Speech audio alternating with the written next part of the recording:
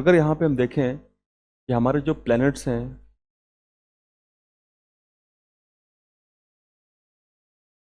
इनको दो तरीके से हमने डिवाइड किया हुआ है।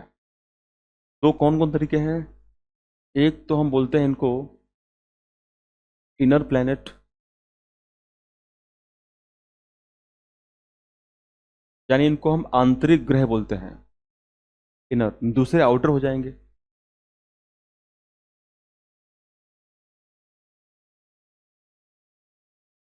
दूसरे हो जाएंगे आउटर प्लैनेट्स। तो हमने हमारे ग्रहों को दो तरीके से बांटा हुआ है, इनर और आउटर प्लैनेट्स के रूप में हमने इनको डिवाइड किया हुआ है।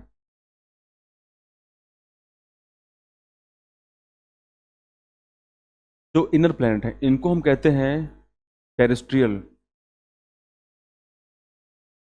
टेरेस्ट्रियल प्लैनेट इनको कहते हैं। और ये जो प्लैनेट है याद रखना, why why we call it terrestrial, क्योंकि ये बने हुए हैं मेड ऑफ रॉक्स। क्योंकि ये सारे रॉक से बने हुए, चट्टानों से मिलकर के बने हुए हैं। इनमें कौन कौन से प्लैनेट्स आते हैं? तो इनमें जो ग्रह आते हैं वो हैं, सबसे पहला है मरकरी। फिर हम बात करेंगे वीनस के बारे में। मरकरी को हम बुध कहते हैं, वीनस को शुक्र कहते हैं। फिर हम आएंगे जहाँ पे हम बैठ के वीडियो देख रहे हैं, यानी अर्थ, पृथ्वी। आगे बढ़ेंगे तो हम पहुंचेंगे मार्स अर्थात मंगल। तो याद रखना, ऐसे प्लैनेट जो लौकिक हैं, लौकिक मतलब जहाँ पे रॉक्स पाई जाती है, चट्टानें पाई जाती हैं, तो वो मरकरी, वीनस, अर्थ और मार्स हैं। इनके अलावा जो बचे हुए प्लैनेट हैं, इनके अलावा बीच में एक पट्टी मिलती है और उस पट्टी में बेसिकली वो बेल्ट है, और उस बेल्ट में भरे हुए हैं एस्टेरॉइड्स। तो हम इसको कहते हैं, हमने इसको नाम दिया है, इस बेल्ट को हम कहते हैं एस्टेरॉइड बेल्ट। एस्टेरॉइड बेल्ट इसको हम कहते हैं। तो यहाँ से भी एग्जाम में क्वेश्चन आते हैं डेफिनेटली कि व्हाट इज एस्टेरॉइड बेल्ट, कहाँ पे है ये। इसके बाद फिर हम देखें तो आउटर जो प्लैनेट्स हैं इनको हम कहते हैं गैसियस। इनको हम बोलते हैं गैसियस प्लैनेट्स, क्योंकि ये प्लैनेट्स गैसों से मिलकर के बने हैं। बहुत ठंडे प्लैनेट हैं ये। और इनको हम नाम देते हैं जोवियन। जोवियन प्लैनेट भी इनको कहते हैं, क्योंकि बहुत बड़े हैं, विशाल हैं, गुरु जैसे हैं, गुरु संबद्ध हैं, तो इनको हम बोलते हैं जोवियन प्लैनेट। इनको हम बोलते हैं जायंट प्लैनेट। इनको जायंट प्लैनेट भी कहते हैं, बहुत विशाल प्लैनेट हैं। अब वो हैं कौन कौन से प्लैनेट? तो याद रखना, जुपिटर, उसके अलावा सैटर्न। जुपिटर को हम बोलते हैं हिंदी में बृहस्पति, और फिर है शनि, और फिर उसके बाद है यूरेनस, इसको बोलते हैं अरुण, और फाइनली है नेपच्यून, इसको बोलते हैं वरुण। तो कौन कौन से हो गए? बृहस्पति, शनि, अरुण और वरुण, ये आउटर प्लैनेट हैं। तो हमने देखा कि कौन कौन से गैसियस हैं। कौन कौन से गैसियस हैं जो दूर होंगे सन से, वो सिंपल सी बात है, वहाँ पे आइस होगी, यानी वहाँ पे पूरा कोल्ड होंगे प्लैनेट वो। तो जुपिटर, सैटर्न, यूरेनस और नेपच्यून कैसे होंगे? आउटर, गैसियस, जोबियन, जायंट होंगे। ठीक है। और इन सभी प्लैनेट्स के अंदर जो मेन गैस होगी, इन सभी ग्रहों में जो मुख्य गैस होगी वो कौन सी होगी? आप बताओ कमेंट करके। तो आप सभी लोग कमेंट करके बताएं कि इनमें जो मुख्य गैस होगी कौन सी होगी। इनमें जो मेन गैस है वो होगी हाइड्रोजन एंड हीलियम। हालांकि इसमें और भी बहुत सी गैसें होंगी, लेकिन मेनली हाइड्रोजन और हीलियम, दो गैसें पाई जाती हैं। एक क्वेश्चन आपसे मैं पूछता हूँ, केमिस्ट्री से क्वेश्चन है, जो लोग वीडियोस को देख रहे हैं और वास्तव में तैयारी अच्छी चल रही है, क्योंकि ये तो लास्ट मोमेंट है। अभी तक हमने जो जो पढ़ा हुआ है, जहाँ से पढ़ा हुआ है। और एक बात मैं आपसे पूछना चाहता हूँ कि आप लोग कहाँ कहाँ से वीडियोस को देख रहे हैं? यूपी से हैं, मध्य प्रदेश से, दिल्ली से, बिहार से, कहीं से भी आप अगर देख रहे हैं, लखनऊ से, तो आप कमेंट करके बताएं कि सर मैं कहाँ से वीडियो देख रहा हूँ। और अगर आपने जहाँ जहाँ से आपने तैयारी की है, किसी भी कोचिंग इंस्टीट्यूट से आप अगर आपने पढ़ाई की है, तो उसका नाम भी लिखें कि सर मैंने वहाँ से पढ़ाई की है। तो देख के अच्छा लगेगा। तो देखते हैं कि कौन कौन स्टूडेंट्स ऐसा कमेंट लिखते हैं, बताते हैं अपने बारे में थोड़ा। ठीक है। तो आपने तैयारी जहाँ भी की होगी अच्छी की होगी। अब टाइम है एमसीक्यू सॉल्व करने का। सारा पढ़ लिया है, सारी प्रैक्टिस हो गई है, अब हम उन एमसीक्यूज को देख लें जो एमसीक्यू हमारे लिए बहुत इंपॉर्टेंट हैं, जो पूछे गए हैं एनडीए सीडीएस के अंदर प्रीवियस ईयर में। तो उनको हम सॉल्व करेंगे पूरा डिटेल से। अब फिर वापस हम चलते हैं हमारे क्वेश्चन के ऊपर। तो सबसे पहला आता है कि हमें ये पता होना चाहिए कि जितने प्लैनेट हैं उनका रोटेशन और उनका जो रेवोल्यूशन है वो क्या होता है। ये हमको पता होना ही चाहिए। तो सबसे पहले हम बात करेंगे वीनस के रेवोल्यूशन के बारे में।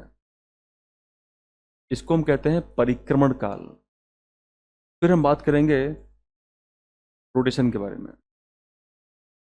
इसको बोलते हैं घूर्णन काल। जैसे हम कभी मंदिर जाते हैं टेम्पल, तो हम टेम्पल के सराउंडिंग चक्कर लगाते हैं, परिक्रमा करते हैं, वही परिक्रमण काल है रेवोल्यूशन। हमारी जो अर्थ है, पृथ्वी है, वो हमारे सन के अराउंड चक्कर लगाती है, उसी को हम बोलते हैं परिक्रमण। अब वो जितने भी प्लेनेट हैं, 8 हैं, वो सब चक्कर सन के अराउंड लगाते हैं उसकी ग्रेविटी में। वीनस का कितना है तो याद रखना, 225 दिन। लेकिन सबसे जो खास बात है जो आपको याद रखनी है, बहुत इंपॉर्टेंट है, वो है कि वीनस का जो रोटेशन है बहुत ज़्यादा है, 243 डेज है। हम कह सकते हैं कि वीनस एक ऐसा ग्रह है, एक ऐसा प्लेनेट है जहाँ पर साल तो पहले आ जाता है, लेकिन जो दिन है वो बाद में आता है। तो हम कह सकते हैं कि साल पहले बीत जाते हैं और दिन बाद में आता है। कुछ और पॉइंट अगर हम देखें यहाँ पे, तो याद रखना, इट इज ऑल्सो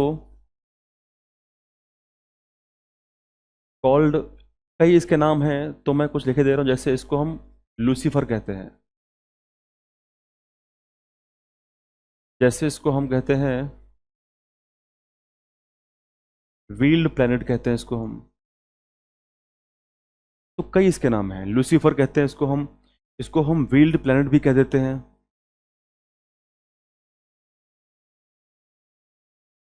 याद रखना,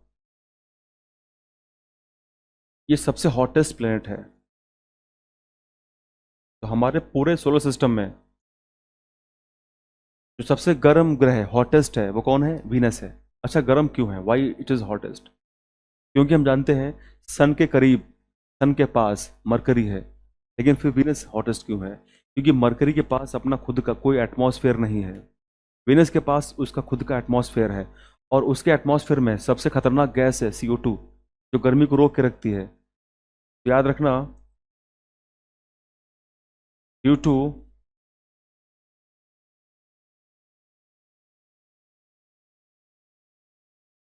green house gases like CO2।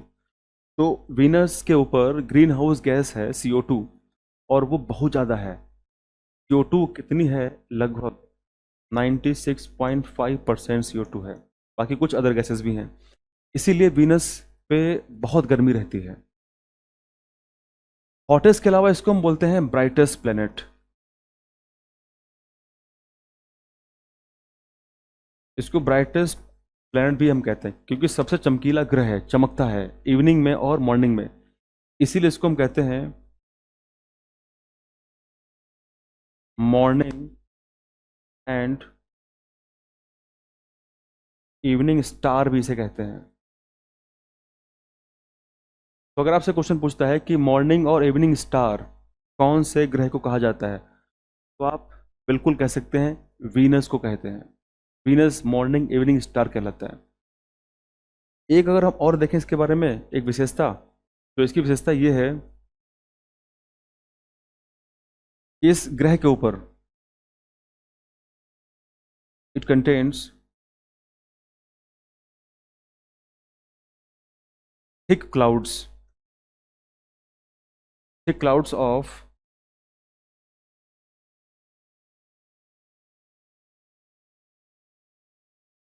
sulfuric acid। याद रखना H2SO4 के बादल इस पे पाए जाते हैं। याद रखना यहाँ पे मैंने लिखा है व्हील्ड प्लेनेट। व्हील्ड का अर्थ होता है छिपा हुआ, यानी वीनस पर इतने बादल हैं, इतने घने, इतने थिक बादल हैं कि उसकी सरफेस दिखाई नहीं पड़ती है, इसलिए इसको व्हील्ड प्लेनेट कहते हैं। लूसीफर का मतलब क्या है? लूसीफर का मतलब है लाइट ब्रिंगर, अर्थात जो रोशनी लाने वाला है, जो लाइट को लाने वाला है, उसको हम बोलते हैं लूसीफर। लाइट ब्रिंगर भी इसको कहा जाता है। तो ये सारे पॉइंट बहुत इंपॉर्टेंट है। एक और पॉइंट आप याद रखेंगे वीनस के बारे में, वो ये है कि इट रोटेट्स क्लॉकवाइज। तो हम कह सकते हैं कि रेट्रोग्रेड रोटेशन इसका होता है, क्लॉकवाइज रोटेट करता है। यानी हम कह सकते हैं कि ईस्ट टू वेस्ट इसका रोटेशन है। अच्छा, इसके साथ साथ एक और ऐसा प्लेनेट है जिसका ईस्ट टू वेस्ट रोटेशन होता है, और वो है यूरेनस। तो केवल दो ऐसे प्लेनेट हैं। एक ट्रिक मैं आपको बताता हूं, उससे आप याद कर सकते हैं। जैसे ट्रिक है नस, यानी नस अर्थात वीनस और यूरेनस। याद रखना, अगर आपको नस याद है, नस मतलब क्लॉकवाइज रोटेशन, तो केवल ऐसे दो हैं ग्रह, केवल ऐसे दो प्लेनेट हैं जिनके लास्ट में नस आता है। एक है वीनस, एक है यूरेनस। तो अगर नस है तो इजीली आप पहचान सकते हैं कि इनमें कैसा होगा रोटेशन, क्लॉकवाइज होगा, और बाकी सब में कैसा होगा, एंटी क्लॉकवाइज होगा। तो ये बहुत इंपॉर्टेंट है। ये पूरा स्क्रीनशॉट आपको लेना है अच्छे तरीके से। कुछ इसमें एक आध पॉइंट और हम ऐड करते हैं, उसके बाद फिर आप इसको स्क्रीनशॉट ले लेना। कुछ पॉइंट और लिखते हैं, जैसे it is also called planet of beauty. उसके अलावा इसको हम कह सकते हैं सिस्टर और ट्विन ऑफ अर्थ। उसके अलावा इसको हम कह सकते हैं विस्पर। तो इसके कुछ इतने नाम और भी हैं जो शायद आपने नहीं पढ़े होंगे, तो आपको ये ध्यान रखना है। जैसे ये तो आपने पढ़ा होगा कि इसको बोलते हैं सुंदरता का ग्रह। इसको हम कहते हैं सिस्टर या फिर ट्विन ऑफ द अर्थ, क्योंकि ये पृथ्वी के लगभग समान है, सिमिलर है। इसको विस्पर भी कहते हैं। तो ये दो टर्म आपके लिए इंपॉर्टेंट है, एक लूसीफर और एक विस्पर, यानी प्रकाश लाने वाला। एक और पॉइंट बहुत इंपॉर्टेंट है वीनस के बारे में, मैं उस पॉइंट को इधर यहाँ पे लिख रहा हूँ, तो आई होप आप इसको देख पा रहे होंगे। तो अगर मैं आपसे बोलूँ कि वीनस पे जो हाईएस्ट माउंटेन है उसका नाम क्या है, तो याद रखना उसका नाम है मैक्सवेल मॉन्ट्स। तो उसका नाम क्या है, मैक्सवेल मॉन्ट्स। ये वीनस के ऊपर हाईएस्ट माउंटेन है। एक बात और ध्यान रखेंगे आप कि इसरो का मिशन है, इसरोज मिशन जो 2028 में जाएगा वीनस पर, उसका नाम है शुक्रयान। शुक्रयान फर्स्ट। तो शुक्रयान फर्स्ट जो है वो जाने वाला 28 के अंदर वीनस पर स्टडी करेगा। इतने पॉइंट बहुत इंपॉर्टेंट है। एक पॉइंट मैं आपको और बताता हूँ, क्योंकि सम टाइम क्वेश्चन यहाँ से भी एग्जाम में आ सकते हैं। जैसे अगर आपसे क्वेश्चन पूछता है बताओ वीनस के बारे में कि हमारे अर्थ के पास में कौन सा प्लेनेट है, हमारे अर्थ के क्लोज कौन सा ग्रह है, वीनस है या फिर मार्स है, तो आप कह सकते हैं definitely it is close to the earth. तो हमारी पृथ्वी के ये पास में स्थित है। एक पॉइंट यहाँ पे और हम डिस्कस करेंगे, जैसे from Venus from Venus the sun will appear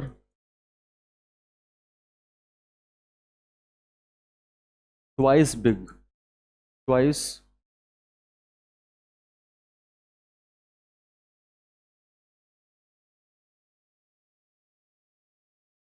twice bigger. आगे मूव करते हैं। तो सबसे पहले हम वही बात करने वाले हैं डिटेल में। तो हम बात करेंगे जो हमारे प्लैनेट्स हैं उनमें हम बात करेंगे मास और डेंसिटी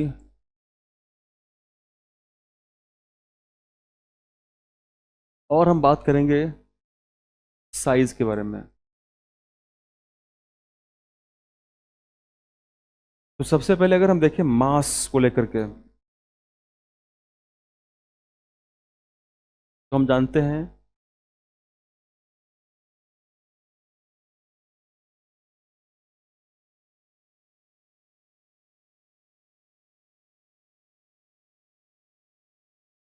यहां पे क्या होगा, मरकरी,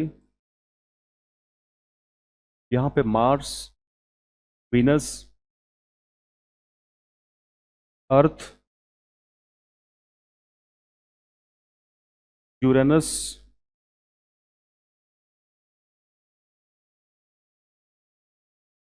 उसके बाद फिर हम बात करें आगे तो है नेपच्यून और फिर है सैटर्न एंड फाइनली है जुपिटर। तो हमने देखा कि अगर हम बात करेंगे मार्स की तो सबसे पहले कौन है, मरकरी। यानी हम यहाँ पे जो लिख रहे हैं वो लिख रहे हैं कैसे, इंक्रीजिंग ऑर्डर में। यानी सबसे कम किसका मास है, उसके बाद किसका मास है, फिर किसका मास है और सबसे ज़्यादा किसका मास है, जुपिटर का। यानी हम कह सकते हैं कि जो मास है वो लीस्ट है, लीस्ट किसका है, लीस्ट है मरकरी का, और सबसे ज़्यादा किसका है, मैक्सिमम मास किसका है।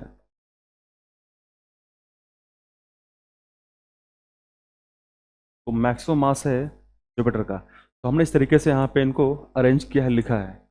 अब बात करते हैं डेंसिटी के बारे में। तो जब भी हम बात करेंगे डेंसिटी के बारे में तो सबसे पहले जो ग्रह सामने आएगा वो होगा सैटर्न। सबसे कम डेंसिटी उसी की है। तो यहाँ पे अगर हम देखें डिटेल में इनको अरेंज करें तो सबसे कम किसकी होगी, सैटर्न की होगी। फिर हम देखेंगे यूरेनस, सैटर्न के बाद क्या आएगा, यूरेनस। फिर हम बात करेंगे जुपिटर। अगर हम उसके बाद देखें तो फिर नेपच्यून,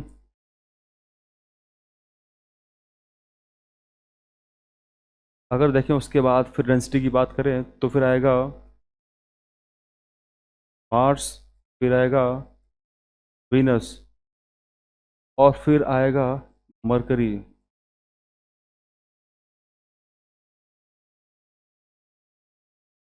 और फाइनली अर्थ। याद रखना जो डेंसिटी है वो सबसे अधिक किसकी है, सबसे कम किसकी डेंसिटी है, सबसे लीस्ट जो डेंसिटी है